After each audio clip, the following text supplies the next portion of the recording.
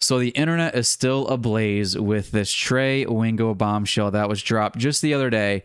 Maxx Crosby to the Cowboys. What would that look like? Well, personally, I don't think the Raiders would give up Crosby for anything less than 2 firsts. They have a long contract for him. They can rebuild their team around Maxx Crosby as a defensive cornerstone, the center point of that rebuild. There's no reason for them to move on from Crosby other than getting premium picks. I think it's going to take 2 firsts to get him. And initially I said 2 firsts, I'm not really interested. But after I took a step back, a buddy of mine kind of challenged my thinking. Shout out to my guy Rob in Vegas. I think it's the first time he's ever convinced me to move on a position ever. I'm very stubborn with my takes, okay? But he's part of our Cowboys Storyliners community. It's unofficially part of Nick Eatman's Cowboys Storyline podcast on the Cowboys website. And we have a community on Twitter. You can just go to twitter.com, type in the search bar, Cowboys Storyliners. You can join the community there and participate in our conversations every Thursday, 8 p.m. Eastern. We hold what are called Twitter Spaces. So we all jump on the mics, talk to each other live, and just have a good time talking Cowboys football. But shout out Robin Vegas for making me think about what's actually going on here. But yeah, this thing, it's a little bit more appealing than I had originally thought when I first heard about this potential trade. All right, and here's why.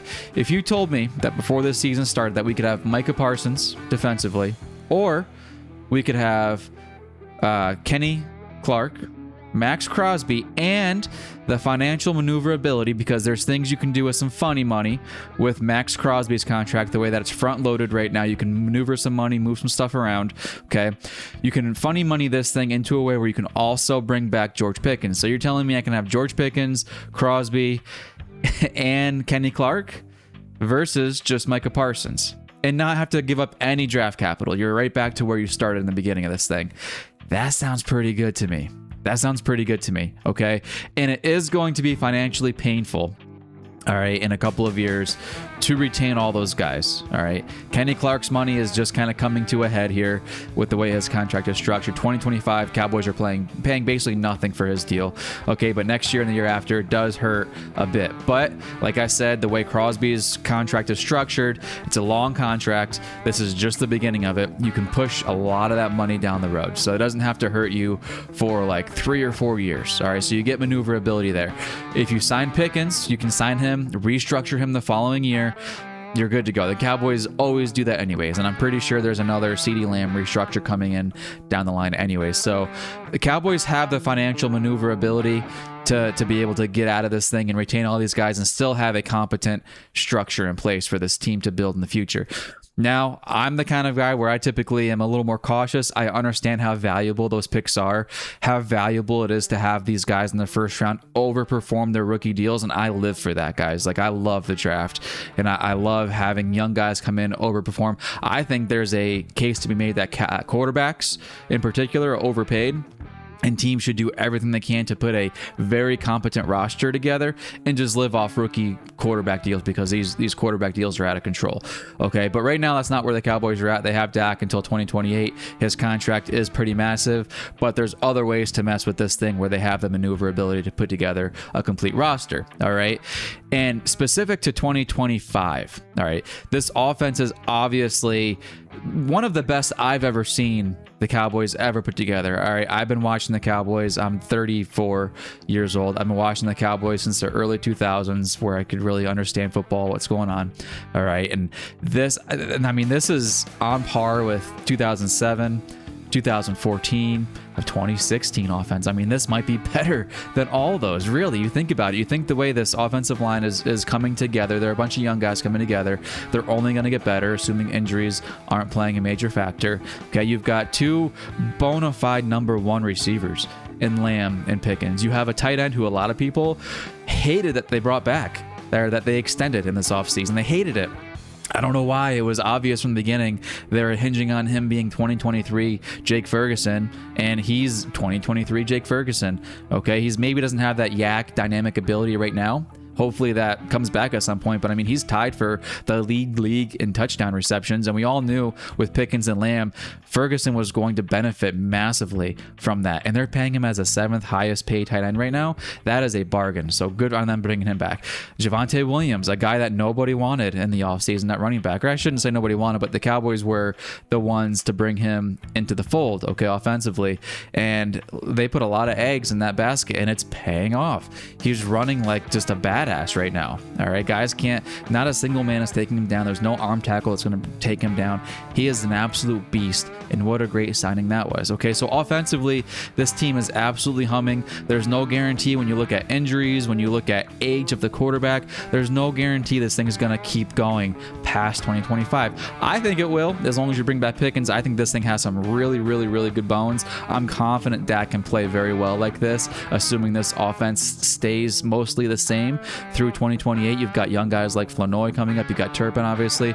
They have weapons all over the place, an offensive line that's developing and getting better. I think this thing can go through 2028 and be really successful, but there's no guarantee, like I said, and with injuries specifically, you just never know. So making a move right now to capitalize on what this team can be in 2025 and 2026, I think that making a trade for a guy like Maxx Crosby makes a lot of sense versus counting on younger players in the first round, end of first round, to come in and make an immediate impact. I'm not sure I can count on that as much as I can a Maxx Crosby, and then you have Overshown coming back. You have a Ravel, who I'm not putting a lot of eggs in the Ravel basket right now just because he's a rookie coming off of a major injury, no training camp. He's just kind of going to get thrown into the fire. I think 2026 with the full offseason is where you can see him shine. But that said, defensively, Maxx Crosby obviously helps you out immediately. Overshown, hopefully he can be at least 75% of what he was pre-injury, and then 2026 come back and be 100%. Maybe he'll be 100% right away. I don't know. But again, I don't want to count specifically on Overshown being the hero and coming back and saving him. But you bring in a guy like Pickens, or like, not Pickens, like Crosby. You pair him with a Clark, and I think you're cooking with some oil here, okay? People are hating on Diggs right now. But if Flus can continue to cater this defense to guys like Diggs and Bland who want to play more man coverage, you keep blitzing when it makes sense to blitz. You had a 48% blitz rate this past game against the Commanders. I think that this defense with a Maxx Crosby trade, it might not be good still, but it's at least competent. We don't need good. We need the 25th, 26th ranked defense instead of the 32nd ranked defense. And if this offense is putting up 35 to 40 a game and your defense can get you 2, 3, 4 stops a game, okay, or hold the other team to field goals instead of touchdowns on those drives, and I think a Crosby helps you at least a couple of drives a game get off the field, I think that investment might be worth it. So I've kind of flopped on this. At first I said, I don't know about trading 2 first-round picks for Crosby, and I still don't know about that because I love my picks. But I at least can make a strong case as to why Maxx Crosby, that trade makes sense right now. And then, of course, you can look at guys like Trey Hendrickson and some of these linebackers that they're talking about.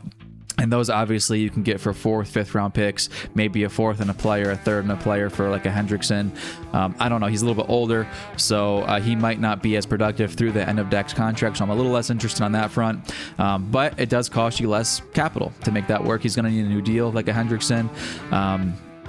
But he's not going to be as expensive. So that's something that maybe makes sense. If you're trying to save your picks and maybe not get hit as hard on the cap. But, you know, I've gone from hell no on Maxx Crosby for 2 firsts to I at least understand why it would make sense. And I think laying out the case here, it makes sense. I think it could make sense for the Cowboys to make that move. Let me know what y'all think in the comments below. I look forward to hearing from y'all, and I'll catch you later.